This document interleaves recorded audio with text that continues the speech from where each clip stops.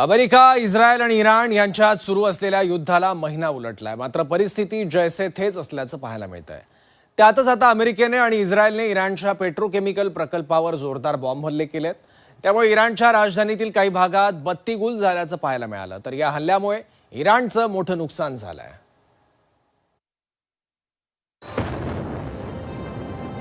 America इस्रायलचे इराणच्या petrochemical प्रकल्पावर बॉम्ब हल्ले. हल्ल्यामुळे इराणची राजधानी तेहरानमध्ये बत्ती गुल. अमेरिकेच्या हल्ल्यात इराणच्या प्रकल्पाचं मोठं नुकसान. अमेरिका, इस्रायल आणि इराण यांच्यात सुरू असलेलं युद्ध महिना उलटला तरी शमण्याचं नाव घेत नाहीये. आता दोन्हींकडूनही हल्ल्यांची तीव्रता वाढवण्यात आली आहे. त्यातच उत्तर इराणच्या एका पेट्रोकेमिकल प्रकल्पावर इस्रायल आणि अमेरिकेकडून जोरदार बॉम्ब हल्ले करण्यात आले. या हल्ल्यामुळे इराणची राजधानी तेहरानमधील काही भागातली बत्ती गुल झाल्याचं पाहायला मिळालं.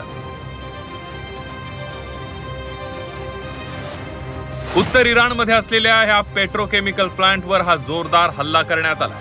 इराणच्या पेट्रोकेमिकल प्रकल्पावर अमेरिका आणि इस्रायलनं केलेल्या हल्ल्यात या प्रकल्पाचं मोठं नुकसान झालंय. मात्र आतापर्यंत कोणत्याही धोकादायक गळतीचं वृत्त नाहीये.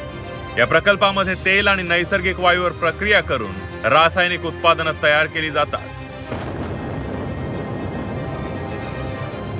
वीज तसं म्हटलं तर ही एक पायाभूत सुविधा आहे आणि जर वीज सप्लाय थांबवला तर त्याचे भयंकर परिणाम होतात सामरिकदृष्ट्या. म्हणजे नेमकं काय होतं, जी कमांड अँड कंट्रोल सिस्टीम आहे त्यांना वीज न मिळाल्यामुळे ते बंद पडतं. रडार आहे, एअर डिफेन्स आहे, इतर कम्युनिकेशन आहे ते बंद पडतं. लष्कराची जी प्रतिसाद द्यायची क्षमता असते ती बंद पडते. म्हणजे असं म्हणता येईल की सध्या अमेरिका आणि इस्रायल मोठ्या प्रमाणात हल्ले करून इराणची जी लढण्याची जी क्षमता आहे की जी आता 80% जास्त बर्बाद झाली असावी, 15-20% उरली असावी, तर त्याला अजून कमी करायचा प्रयत्न करत आहे.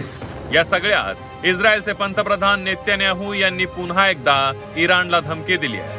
आम्ही मध्य पूर्वचा चेहरा बदलल्याचा दावा नेतन्याहू यांनी केला.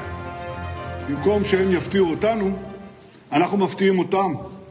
אנחנו הצד הפועל, אנחנו הצד התוקף, אנחנו הצד היוזם, ואנחנו נמצאים עמוק בשטחם. אמרתי שנשנה את פני המזרח התיכון ועשינו את זה.